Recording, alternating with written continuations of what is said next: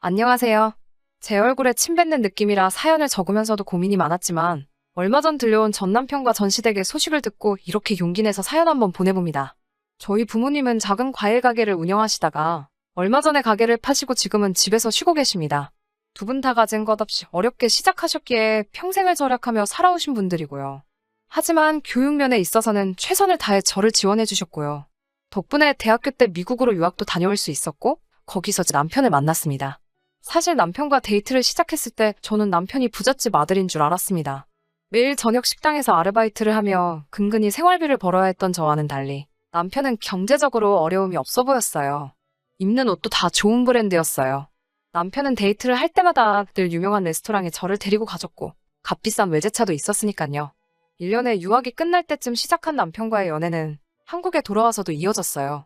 한국에 돌아와서도 여전히 씀씀이가 큰 남편이었기에 남편의 경제력에 대해선 크게 생각할 이유가 없었습니다. 당연히 저보다 나을 거라고만 생각했어요. 그렇게 1년 정도 연애를 했을 무렵 남편이 저에게 결혼하자고 하더라고요.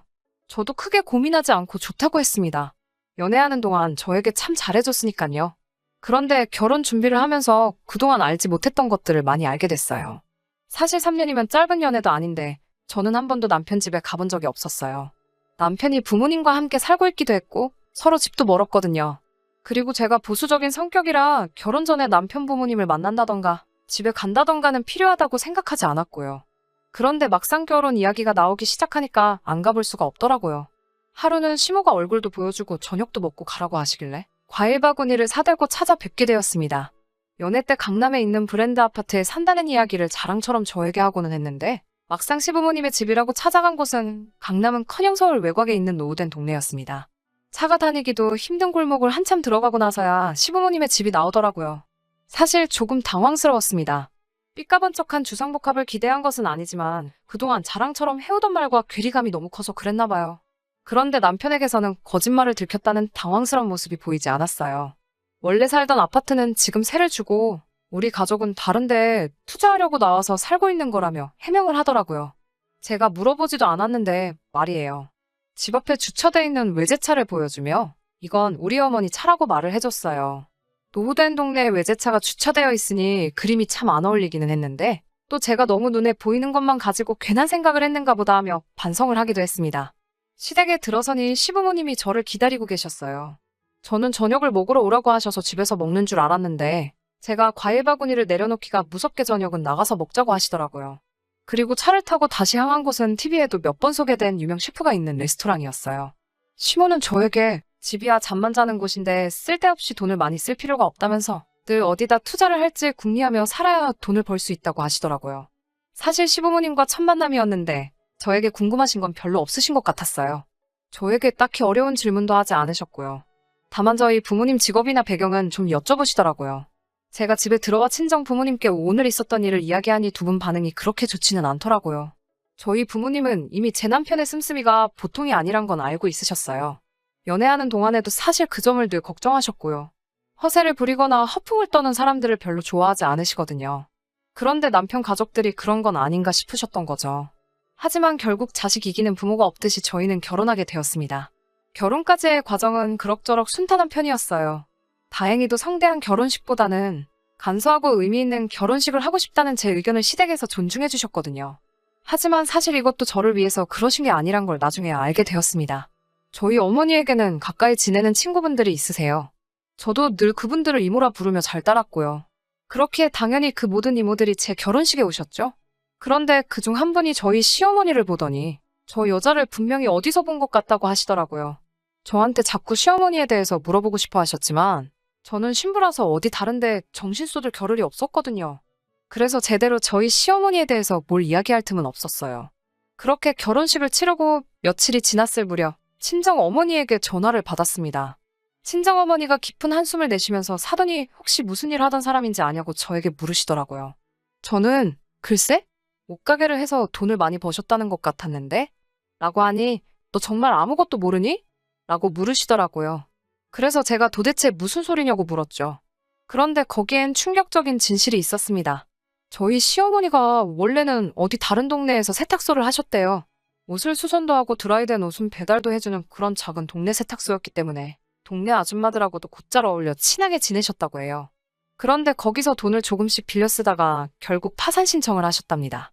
그리고 친정어머니 친구분은 피해자는 아니었지만 같은 동네에 살았기 때문에 저희 시어머니를 알아봤던 거고요.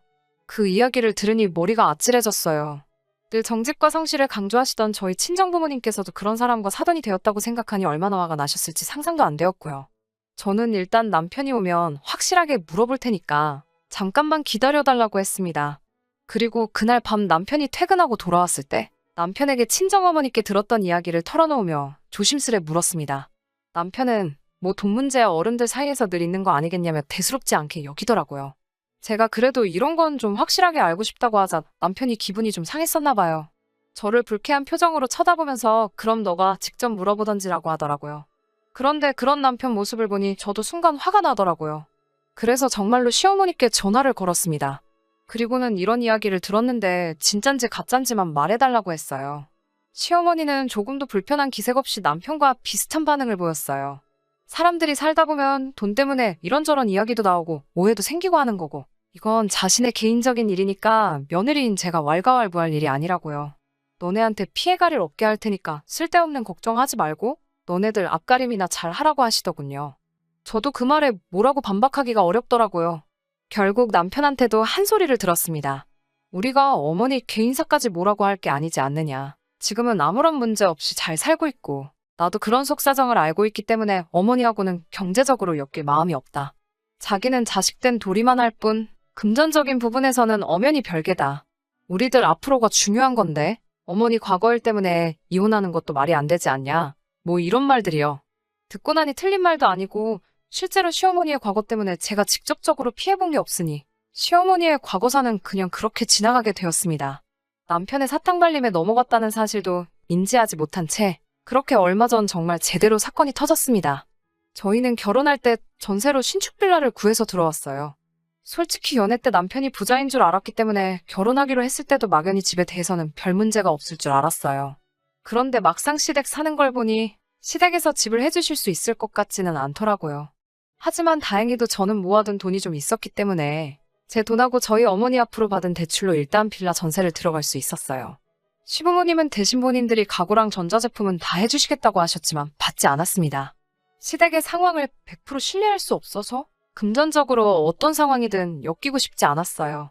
그렇게 저희의 본격적인 결혼 생활은 시작되었고 남편의 말처럼 이 사건이 터지기 전까지 결혼 생활을 이어오면서 시댁과 그 어떤 마찰도 금전적인 관계 또한 단 한 번도 없었습니다. 그리고 전세 만기일이 다가올 무렵이었어요. 오른 집값을 감당할 수 없었기에 일단 저는 한 번 더 재계약을 하고 싶었고요. 다행히 저희 부부를 좋게 봐준 집주인도 연장해도 괜찮다고 했기에 아무런 걱정도 하지 않았습니다. 그런데 재계약을 며칠 앞둔 어느 날 시어머니에게서 전화가 왔어요. 그러더니 너네 전세보증금을 급하게 써야겠다고 하는 거예요. 그래서 제가 그럼 저희는 어디 가서 사냐고 하자. 일단 시댁으로 들어오라고 하시네요. 살림살이들은 다 어쩌고 그렇게 해야 하느냐 물었더니 그런 건 대충 버리고 다음에 다시 사면 된다는 거예요. 제가 아무리 생각해도 그건 아닌 것 같다고 무슨 일 때문에 그러시냐고 재차 물었더니 시어머니는 어휴 짜증나 몰라 하고 짜증을 부리며 전화를 끊더라고요. 바로 남편에게 전화를 걸었더니 남편은 이미 다 알고 있었던 눈치였어요. 저한테 얼른 짐 싸서 일단 집 빼라고 그래서 제가 그렇게는 못한다고 하니까 네 시어머니가 감옥에 가도 괜찮냐고 묻는 거예요. 시어머니가 감옥에는 왜 가느냐 물으니 돈 때문에 그런 거지 다른 이유 있겠어? 하고 당당하게 대답을 하네요. 알고 보니까 시모가 빌라 사람들을 상대로 또 개를 한 거예요. 그런데 그냥 한 게 아니고 개를 타야 하는 사람한테 이자를 더 붙여주겠다며 갯돈을 안 주는 방식으로 남의 돈을 챙기고 있었던 거죠. 그러다 동네 사람들끼리 이야기가 나오면서 한두 명이 당한 게 아니란 걸 알게 된 거고요. 단체로 고소를 하니 합의를 해야 하는데 돈이 없으니까 저희 전세금을 달라고 하는 거였어요. 저는 그 이야기를 알고 나니 더욱 시모도 남편도 이해할 수가 없더라고요. 그래서 아무리 생각해봐도 전세금은 드릴 수 없으니 어떻게든 알아서 해결하시라고 했어요. 강남에 아파트도 가지고 계시지 않느냐 하니 그 집은 가만히 냅둬도 오르는 걸 어떻게 정리하겠냐 하시더군요. 그러면 시어머니는 금부치도 많으시고 차도 있으시지 않냐 그런 것부터 정리하셔서 갚으시라고요. 그러자 시모가 그런 건 자기 사업에 필요한 물건들이라고 표현하시더라고요. 사람이 돈이 있어 보여야 주변에 사람들이 또 꼬이고 그래야 훈일을 도모할 수 있다나요. 그 말을 듣는데 소름이 확 끼치더라고요. 그런데 남편도 덩달아 엄마 말이 하나 틀린 것 없다고 했어요. 정말 남편을 포함한 시댁에 실망스럽고 짐저리가 처지더라고요. 남편은 계속 시모에게 며칠만 참으면 계약 만기니까 전세금 받아다 줄게라며 시모를 달래고 있고요. 시아버지는 아무 말도 안 하고 가만히 자리만 지키고 있고요. 그러다 한마디 하신 말씀이 그럼 파산 신청을 해버리자고 하시더군요. 그런데 더 가관인 건 시모가 그 말을 듣더니 그거 진짜 좋은 생각이라며 좋아하는 거예요. 그러면서 대뜸 저를 째려보고는 절 다시 봤다면서 아주 매정하고 무서운 며느리라며 혀를 차시더라고요. 그렇게 한바탕 시끄러운 시간이 지나가고 집으로 돌아와 남편을 쳐다보고 있는데 시어머니와 자신은 아무 연관이 없을 거라는 식으로 떠벌렸던 게 전부 다 저를 안심시키기 위한 개수작이었다는 사실에 마음 한구석에서 불안과 울분이 동시에 치솟았습니다. 무엇보다도 이렇게 된 상황보다 저렇게 생각 없는 남자를 여태껏 알아보지 못했다는 제 자신에게 더 화가 났어요. 저 남자 머릿속에는 무슨 생각이 들어있을지 가늠도 안 되더라고요. 그래서 제가 남편에게 솔직하게 말해달라며 친구들한테나 혹시 남한테 빌린 돈이 있냐고 물었어요. 그러자 남편은 뭐 조금 있기야 있지. 요즘 시대에 빚 없는 사람이 어딨어? 돈 빌리는 것도 능력인 거 몰라? 그리고 그 돈 나 혼자 쓴 거 아니야. 너도 같이 썼잖아. 라고 말하며 그 빚들 또한 저한테 일부 책임이 있다는 식으로 실실 쪼개면서 말을 하더라고요. 가사를 위해 부당한 채무는 이혼 시에도 재산분할 대상에 포함이 된다며 제게 겁을 주더라고요. 제가 고를 수 있는 유일한 선택지는 전세금을 빼서 시어머니에게 갖다 바치는 것 말고는 아무것도 없다는 식으로 어차피 이혼하게 돼도 돈 한 푼 찾아가지 못할 거라는 식으로 말을 하더라고요. 얼른 마음 고쳐먹고 시모가 우리 돈으로 다시 일어나는 걸 기다리는 방법밖에 없다는 식으로 말을 해왔습니다. 제가 시댁에서부터 오고 간 모든 대화를 녹음하고 있던 건 꿈에도 상상을 못했나 봅니다. 그동안의 자잘한 사건들을 제가 별 의심 없이 넘겼더니 저를 아주 바보로 알았나 봐요. 끝까지 부모의 일과 자신의 일은 별개라고 외치며 저를 속였던 남편에게 저는 마지막 방법을 쓸 수밖에 없었습니다. 증거들이 워낙에 많았기 때문에 법원은 저의 편을 들어주었습니다. 전세보증금은 결혼 전 형성된 저의 재산으로 인정받아 고스란히 가져올 수 있었고 오히려 남편에게서 위자료까지 받게 되었습니다. 시댁에서 말하던 세를 주고 있다는 강남의 아파트는 존재하지도 않는다는 사실을 재판 후에 알게 되었습니다. 이미 파산 신청했다는 이력 때문에 조금만 생각했어도 알 수 있던 사실을 눈치채지 못했다는 게 제가 생각해도 어이가 없네요. 벼랑 끝에 몰린 남편과 시댁 식구들은 개인회생 말고는 답이 없었지만 이미 한 차례 개인회생 후 면책을 받은 이후였기 때문에 두 번째 심리는 엄격하게 이루어졌고 유일한 동아줄 같았던 개인회생 신청은 끝내 기각이 되어 그 가족들은 길거리에 나앉게 되었다고 합니다. 한때 가정을 이루고 살았던 사람들이 길바닥에 나앉았다는 소식을 들었는데도 그 어떤 미련이나 죄책감 또한 들지 않네요.